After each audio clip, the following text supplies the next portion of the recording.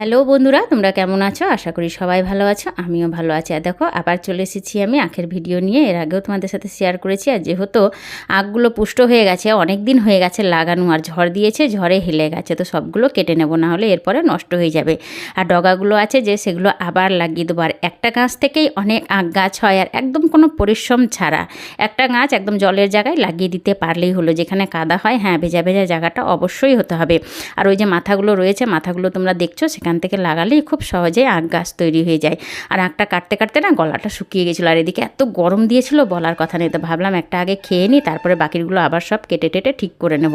আর কেটে নেওয়ার পর একটু সবাইকে দিয়ে খেয়ে নেবো, কারণ সবাইকে দিয়ে খাওয়াটা খুবই ভালো, আর এতগুলো নিজেরা খেতেও পারবো না।